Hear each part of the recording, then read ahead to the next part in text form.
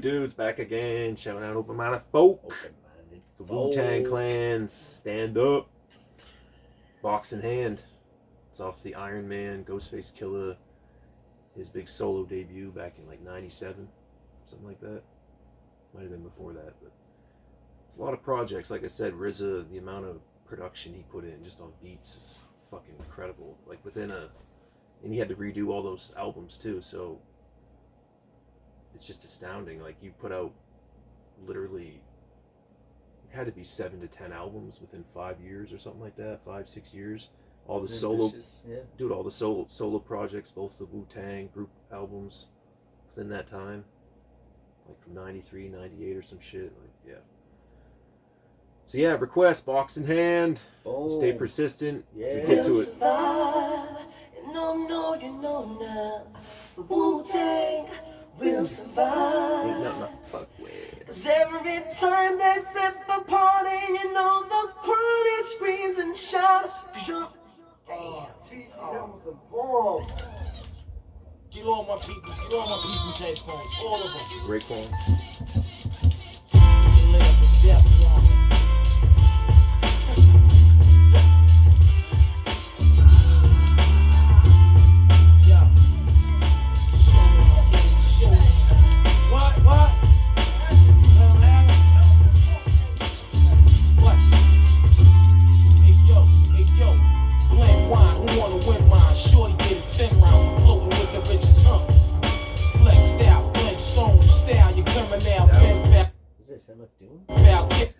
Dude, that shit was wild. The way, you know, the song just stopped and the drums kept. The key switched, or it just went to a higher octave or some shit. But the way, you know, it's starting off, the song's starting off as soon as Raekwon came in with the vocals, just those straight like piano keys, beat, and then all of a sudden, switch. Very odd. Catch you. That's the beauty of music, though. Like you want to keep people guessing. You know. Oh yeah. Especially like even Doom said that shit. Like he said that in an interview. Like I don't ever want people to like be able to predict this shit.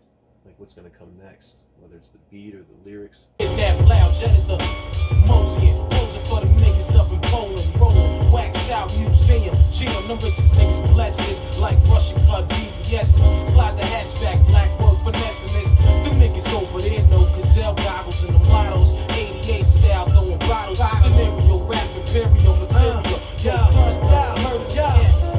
Come go be something work to make a low peep the land roll, sleep with whole club baggage like your dome in the stove, it's like space kid, the whole world is pitch black, granola rap, though a smaller famous team walked up and photo map like damn, numerous round, boots is brown, getaway driver, this white bitch, I'm out of town, we love horse racing, shaking jakes and high speed chasing, porno stations, drinking violations, garlic nations, 90-minute max cell tapes, instrumental breaks, banging earaches, lay my verse down in 2 takes, the speaker pop, Winchester rifles in the kitchen, murder the DJs, eyes twitching, whooping that shit. Yo, we strong on it, manipulating niggas, scraping niggas, take a plate from niggas, hate faking niggas, yo, you hear me?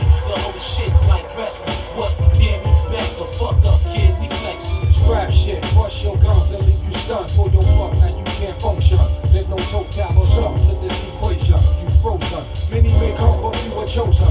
Pretty niggas wanna play the role poser. When the ruckus come, they be the first to get their shine stolen. Do or die, FBI, metaphysical man. Holding court for my Wu, indivisible clan. I see Metaphysical man. Dude, I can recognize all their voices in Wu-Tang and a lot of different artists, but there's some MCs, when they come in, they just command your attention. Like when I hear Method Man's voice, he's got such a one-of-a-kind voice in hip-hop. Like you're never gonna hear that low, I don't know, it's like this bouncy, he's got this bounce to his flow and shit. Was he the first guy to come in? No, he just came in just recently. But because when Rap shit. that beat switched and the guy started rapping, Yeah, I was like, Raekwon. holy shit, is that MF Doom? Raekwon kicked it off. He's in that low frequency. Yeah, it was Raekwon, then it was Ghostface for a little bit, I believe, and now it's Method Man. Let's go back to when Method Man comes in. Getaway driver, this white bitch, I'm out of town. We love horse racing, shaking jakes and high speed chasing. Porno stations, drinking violations,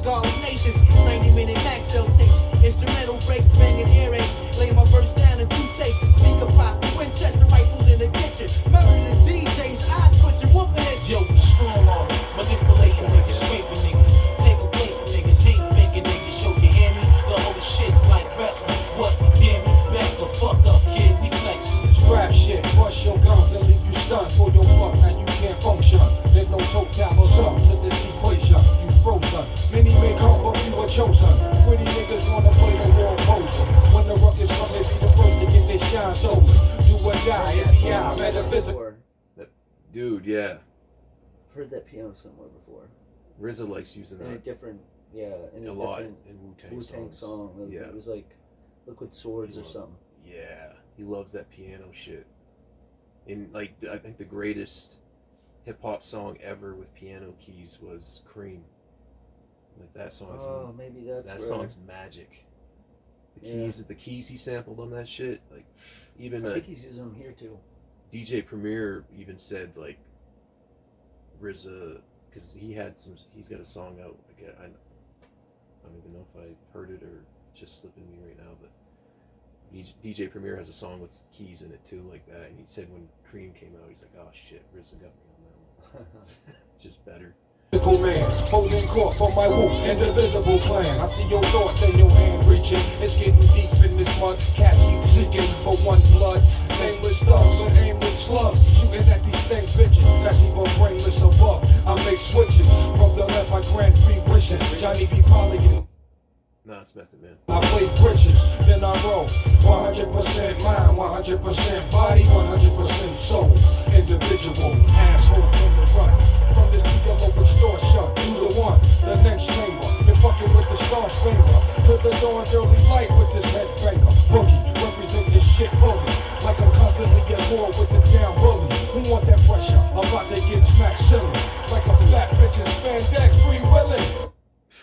That's cool shit. He got that same piano piece going on, but there's something else like kind of playing off of it, like kind of counter to it or whatnot. We on some million, check the joint, engine number 109. Niggas wasting time worrying about me and mine. Get your own shit.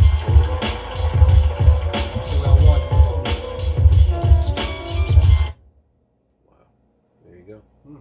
Damn. Box in hand. Right to the point.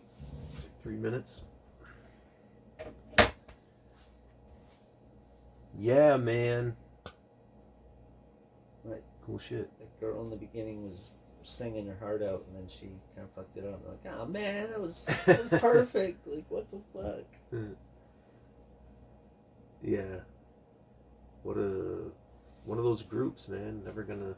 Ghostface, Killah, Never gonna be another Street Wu-Tang. Life, and Method Man, box in hand. There's never gonna be another Wu-Tang. Who's Street Life? I'm not sure. Is that the chick? Could be. That one doesn't Yeah, say. That one doesn't say Raekwon. I mean, they're groundbreakers in just in Is another name for Raekwon and Street Life? I don't think so. It says right there though. Ghostface, box in hand, featuring Raekwon, Method Man. Yeah, I know that one does. The third one over don't. Yeah. But yeah, the way they were the first ones to have like, 9 people in a group, and then they all get individual deals, branch off, and like they were the first ones to do that shit. I don't know how many artists since then have done that. I don't think there's been a lot of groups where people did their solo. Just recently started doing that. Yeah, I could see. Yeah, Bone Thugs or. Like Crazy Bone puts out a bunch of stuff. But it's just it's crazy how I think they all do. Wu-Tang started that shit. No one did that before, especially in hip hop. And hip hop was young as fuck back then. Yeah, even So- Candace in an interview recently was saying that he wished that somebody would have went to him and LL Cool J and been like, "Yeah, you guys Right. have beef. Yeah, But- take care of this shit. Let's come together as More friends, civilized and shit. and then hype it out in front of everybody, right.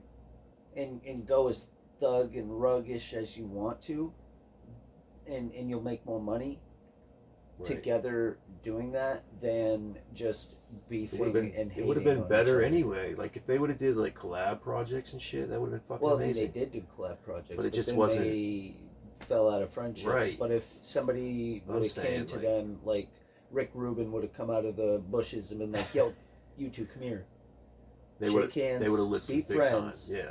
but play this out. Right. Now let's play it out strategically and smart so that you get spread across everybody's TV. You're gonna listen to Rick. And radio. Sure. Yeah. In the news, in the in the charts, your music's gonna grow. Yeah, you guys are gonna make they so did. much money. I mean, they did like 4, 3, 2, 1. I mean, LL didn't need that. He got TV deals, movie deals. They did like the kind of the single song like collabs in that one song too, where they're calling out each other on it, which is fucking wild. The one that really set it off, 4, 3, 2, 1. But it would have been fucking incredible for them to make like full album. Like what Doom does and shit. Like you just. I don't know. I mean, I've heard LL Cool J's music, and I've heard Canibus's music. It's totally I'm a Canibus fan. Yeah. I listen to a lot of Canibus, but I don't. LL's just not. I don't. I don't my know. cup I of don't tea get either. the LL Cool I understand. J. I understand it to a vibe or degree. hype. I get it to a degree because when he came out way back when, like 40 years ago, he was just like one of the first Def Jam artists, one of the like really young at the time.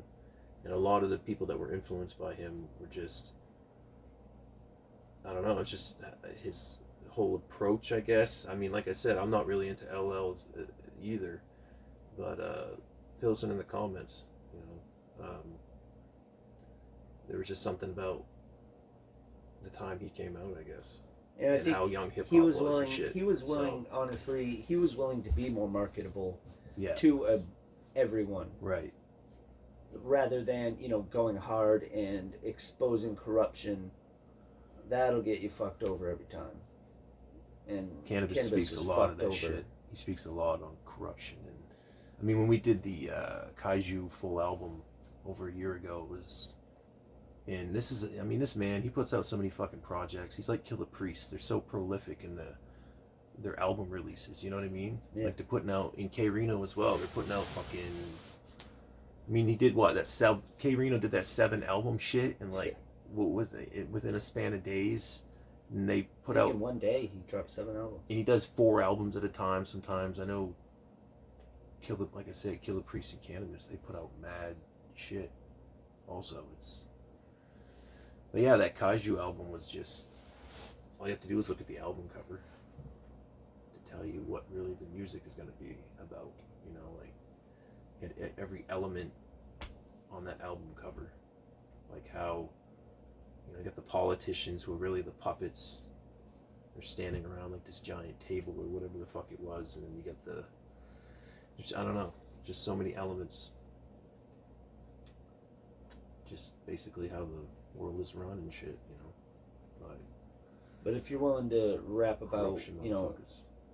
getting pussy and going out to the clubs and like, flashy clothes, cars, jewelry, You're gonna things get like more that, attention, you're gonna get more exposure. more exposure This is the dumbed just down from shit. mainstream media, They love whether it. it's radio, TV. They love the simple dumbed down shit. Internet. They don't want to hear your thought. You think it for yourself type shit. Something that inspires you to actually do something positive for humanity or whatever it is. They don't want to hear that shit. They want to hear the same repetitive fucking drugs, drinking.